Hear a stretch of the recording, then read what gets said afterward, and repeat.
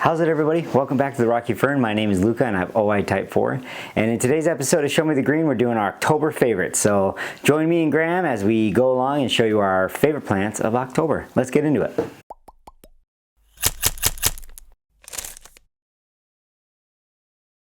Alright guys, so today we're going to bring Graham in. He's my youngest son. He's a big fanatic with plants, just as I am. And he's picked two really cool plants to show, and let's get him in here. No, I'm just kidding. Okay, so Graham has his first plant, and which one is it? It is the red emerald. Ooh, red emerald. That's a good one. Okay, so this is kind of a cool plant for a lot of reasons, but why do you like this plant, Graham? I like it because of the red undertone of the leaves. Ooh, you can kind of see it there. Let's get in there real quick and show them. I like its vine structure, how it kind of grows up and then out. Oh, these spider webs, that's so funny. And I like its overall color.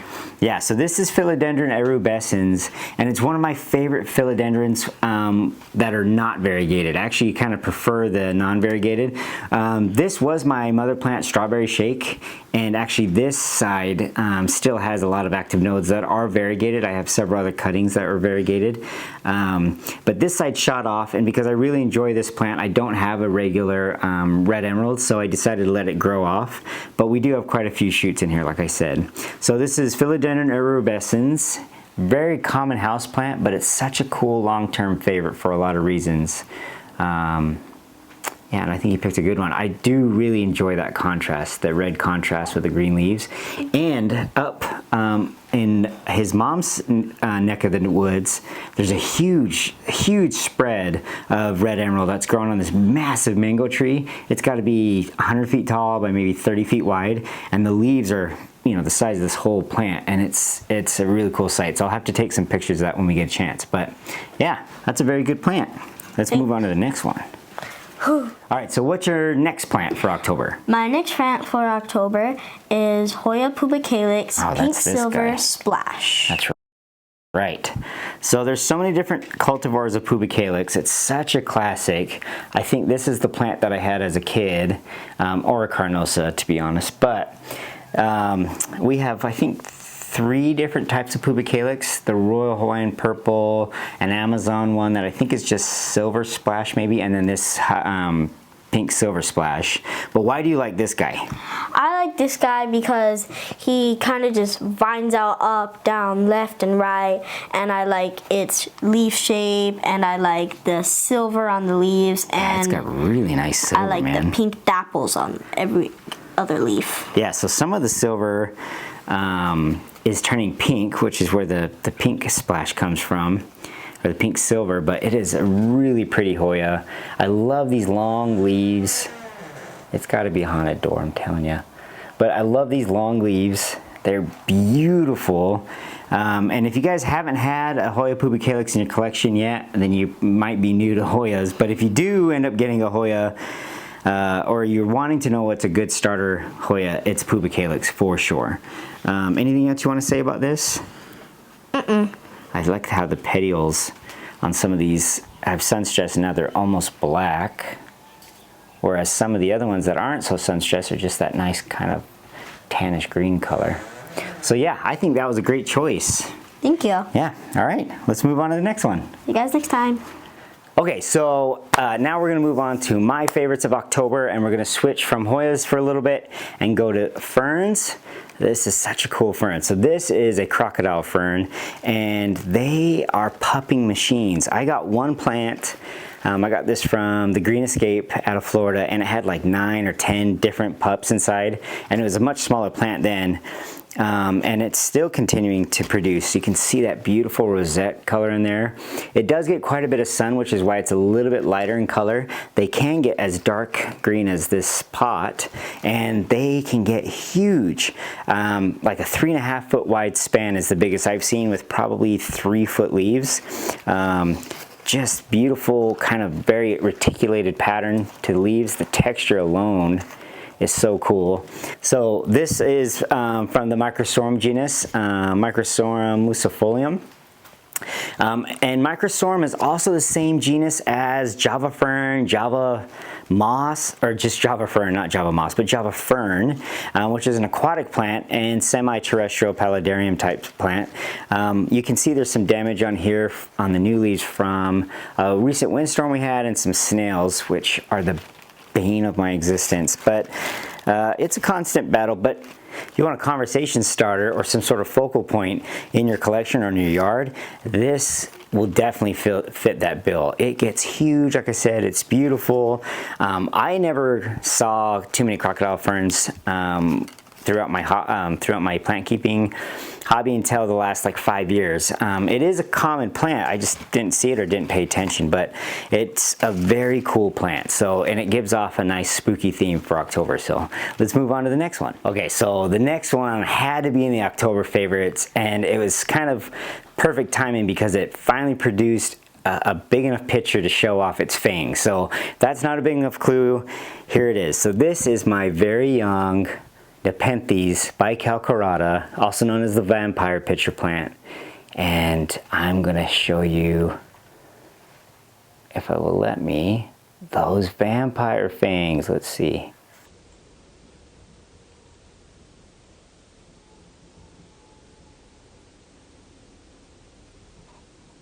Okay, so it's gonna show off its vampire fangs, and they're actually pretty rigid and pretty sharp. Very cool. These guys can get very big. I've seen pictures, you know, that my fist could fit inside, and they're very vigorous. It's a lowland grower, so they like the heat, they like the humidity, and it's just been going really well for me. I'm a huge Nepenthes fan. Bicalcarata has been a wish list plant of mine for like maybe 15 years. So I have several Bicalcarata clones. This is the red by orange by Carnivoro. By the way, they're amazing Carnivoro. So hats off and a little shout out to Carnivoro. But I also have a lot of hybrids, Ampullaria Bicalcarata, Avecii Bicalcarata. But these guys are awesome. I can't wait to show you these guys in maybe a year to see how much bigger these guys get. I got one more Nepenthes to show you, and it's an awesome one. Let's go check it out. All right, so when we're talking about large Nepenthes, you gotta have truncata. So this is my truncata. This is known as Titan's Tower. This is an amazing pitcher plant. So first off, these leaves are amazing. I've seen they maintain this butterfly style leaf forever, and I've seen, like, Carnivoro had a show and they showed off their truncata, and the leaves on it were the size of this whole plant. I mean, 2 feet wide. It's just enormous.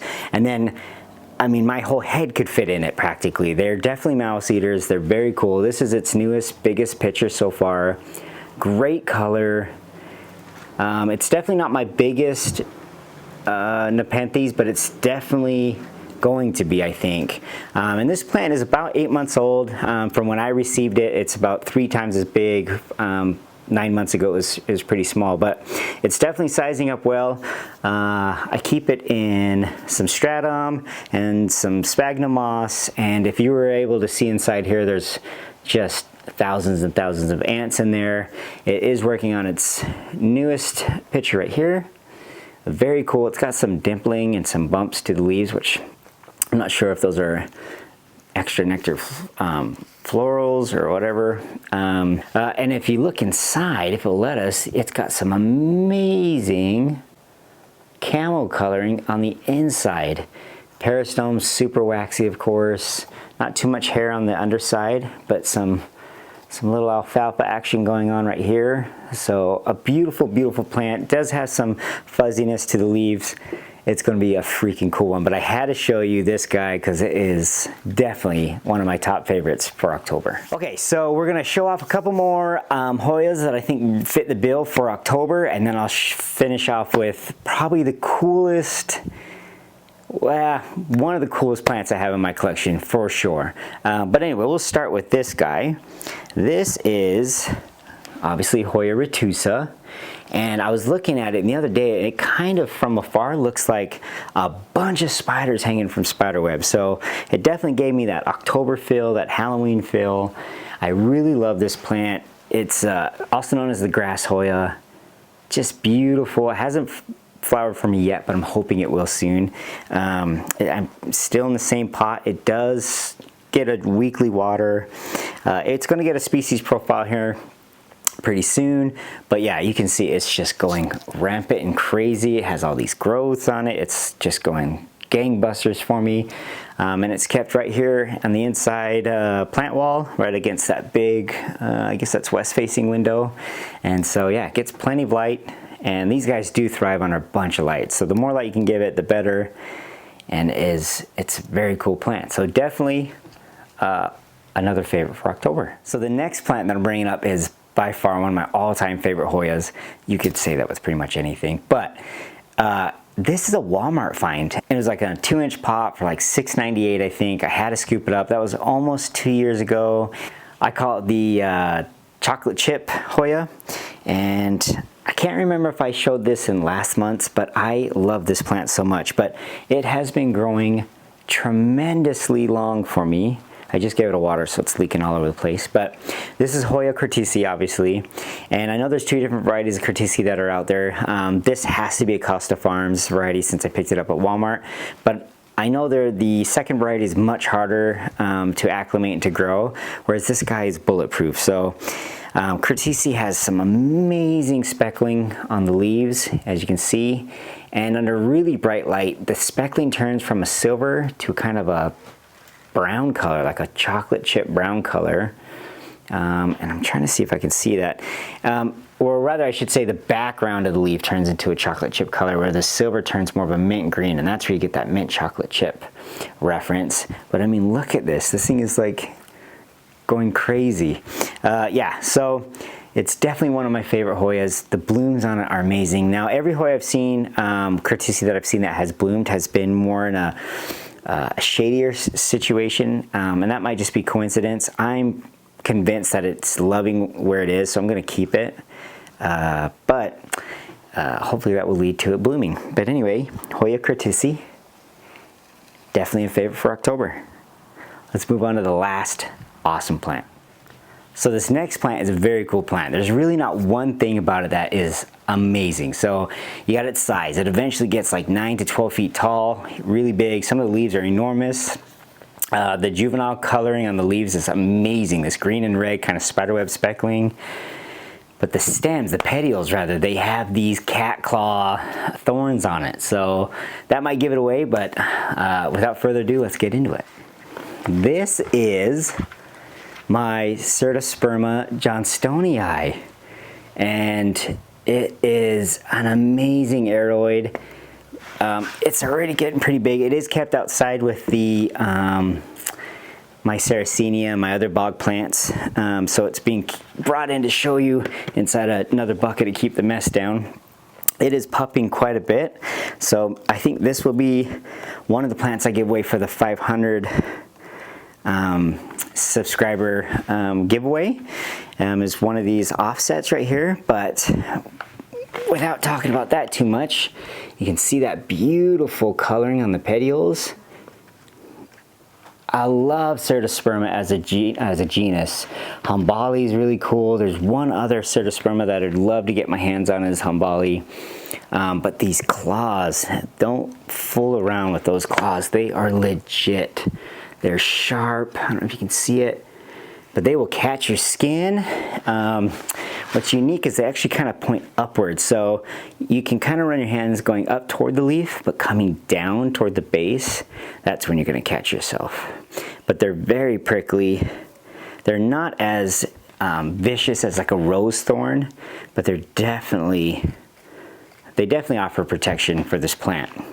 I have heard that people do eat the rhizome of this plant. They would boil it the same way that you would with another, like taro or whatnot, something that has those calcite crystals in it, or calcium calcite crystals. But very cool plant. Let me give you a shot of the juvenile leaf so you can get an idea.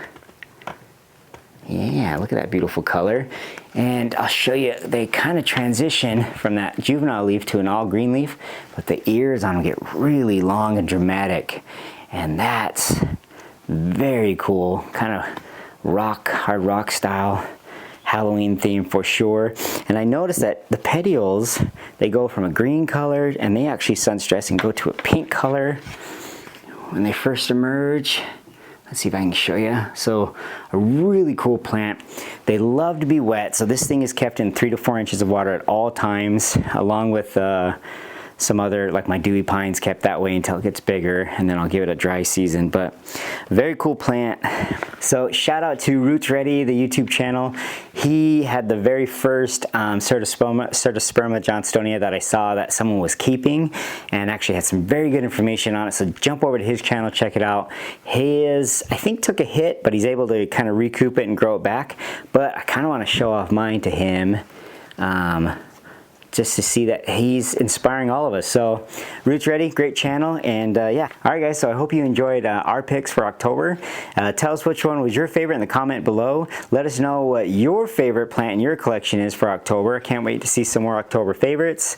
We're looking forward to November. Like I said, I mentioned a little bit about the 500 subscriber giveaway. We're 75 subs away from that. So that's very exciting, thinking that I started the channel this year with less than 130. So very, very cool. I mean, I've been on YouTube since 2006 maybe, but haven't actually put out a lot of continuous content till this year. So, and what better content than it is to be planty. So yeah, look forward to my sister coming this week.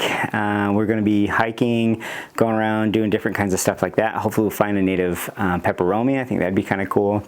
If you do like what you see, make sure to give a thumbs up. That helps tremendously. Comment. I love reading your guys' comments. Subscribe. We're so close.